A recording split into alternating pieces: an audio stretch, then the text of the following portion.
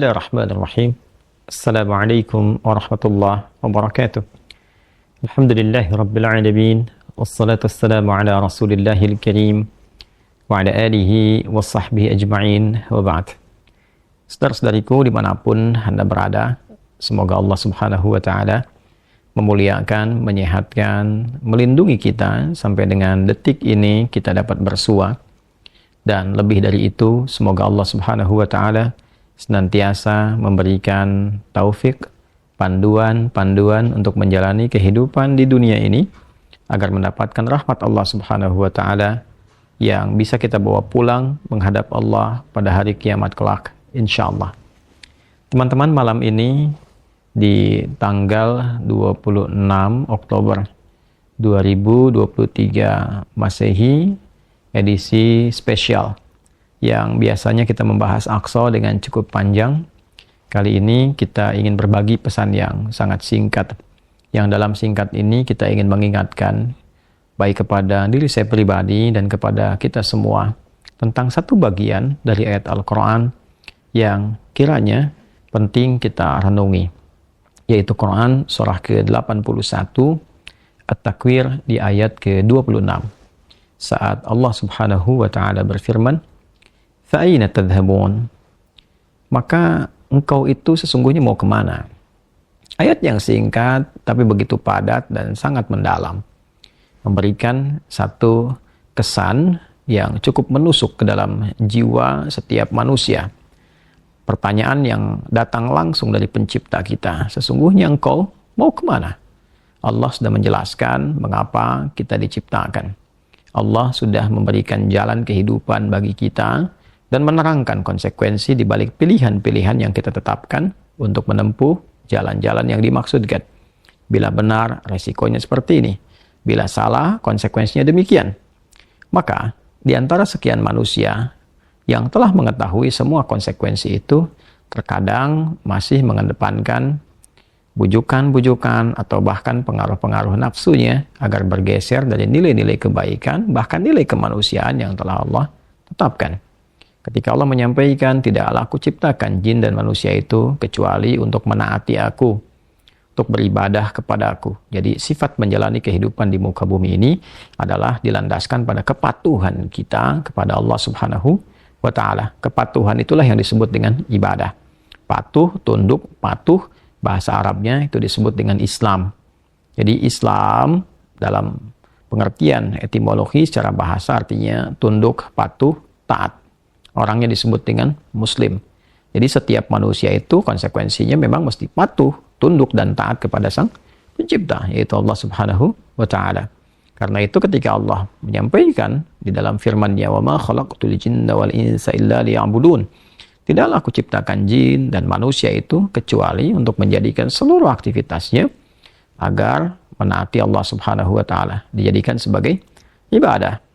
Jadi kita dari bangun tidur sampai tidur itu sejatinya adalah memetakan kurikulum untuk menaati Allah dalam bingkai ibadah. Dilatih dalam bentuk ritual. Ritual itu untuk mengaktifkan titik spiritual kita, titik roh kita. Segala yang terkait dengan roh disebut rohani. Jadi dalam diri kita ini ada spiritnya, ada rohnya. Dan itu adalah titik latihan pertama untuk mengaktifkan ya titik-titik kebertuhanan. Jadi ketika Allah sampaikan, tidaklah aku ciptakan engkau kecuali untuk menaatiku. Nah, titik ketaatan itu ya disebut dengan titik ritualnya. Ibadahnya ibadah ritual, ya keadaannya keadaan spiritual, itu yang penting kita aktifkan dulu.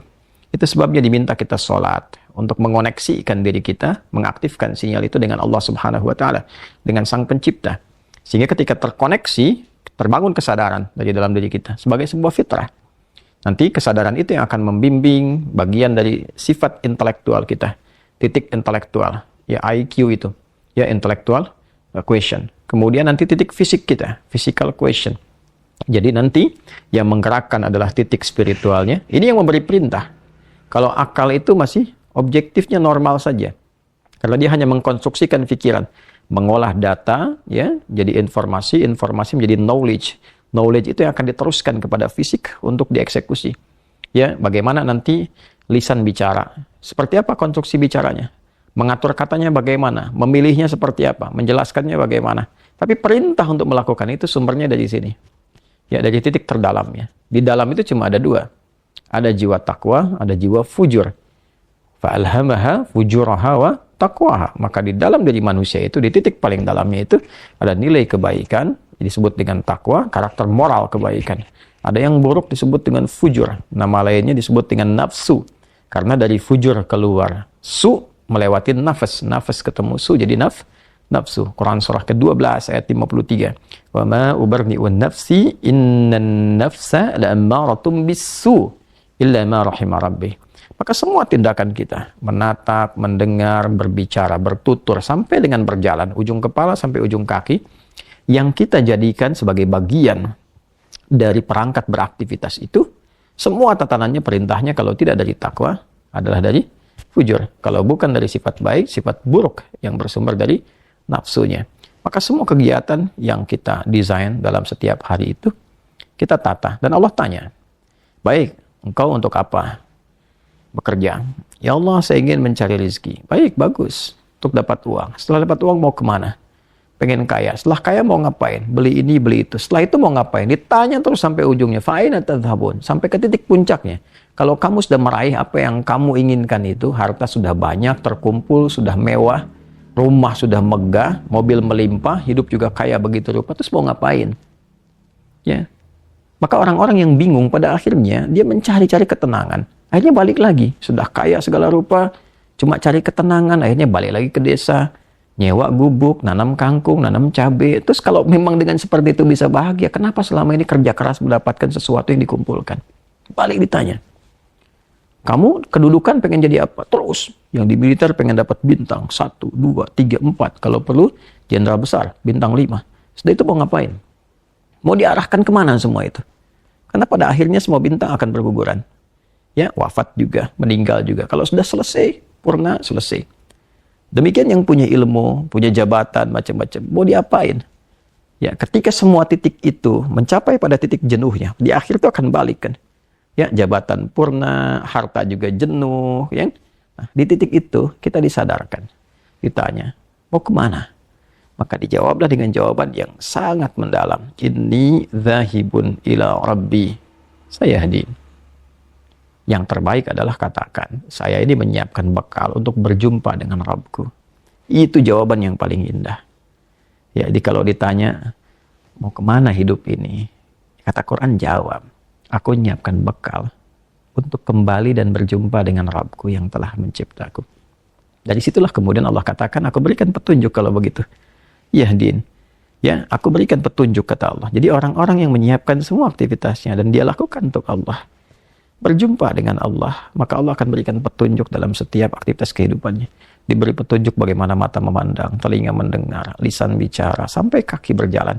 Sehingga dia betul-betul menjadi pengabdi dari Rabb-Nya yang maha menyayanginya. Pengabdi disebut dengan abdun, jamaknya disebut dengan ibadun. Yang maha menyayangi disebut Rahman, maka disebutlah dia dengan ibadur Rahman. Wa ibadur Rahman alladzina yamshuna 'alal ardi hauna wa idza khatabahumul jahiluna qalu salama. Demikian di surah Al-Furqan itu. Itulah puncak yang mesti kita ikhtiarkan dalam kehidupan, yang kita selalu sampaikan dan komitmenkan sejak bangun tidur. Dan kita katakan, alhamdulillahilladzi ahyana ba'da ma amatana wa ilaihin nusyur. Terima kasih ya Allah, segala puji hanya milik-Mu yang telah memberi kesempatan hamba menjalani kehidupan. Padahal Engkau telah tahan nyawa hamba tadi dalam tidur. Sesuai ajal Kau berikan kesempatan. Hamba berjanji ya Allah, hamba akan menyebar beraktivitas untuk mencari bekal menghadap-Mu. Saudara-saudariku, sedalam, sejauh, sebanyak kegiatan, aktivitas jabatan yang telah kita kumpulkan, harta benda, pengetahuan, sampai detik ini, apakah betul-betul sudah kita siapkan sebagai bekal untuk bertemu dengan Allah? Atau hanya sekedar mengumpulkan semua itu tanpa arah, yang pada akhirnya bertemu dengan kejenuhan kembali? Renungkanlah malam ini, malam Jumat. Jumat saat manusia pertama diciptakan, diturunkan di surga, mengawali misi di dunia, diwafatkan, dan di titik itu kita akan berpisah dengan dunia. Saat azan berkumandang, nampak jelas seluruhnya. Semoga Allah muliakan kita, Selamat merenung. Allahu Akbar. Allahu Akbar. Subhanakallahumma bihamdika asyhadu an la ilaha illa anta nastaghfiruka wa natubu ilaik. Alhamdulillahirabbil alamin. Assalamualaikum warahmatullahi wabarakatuh.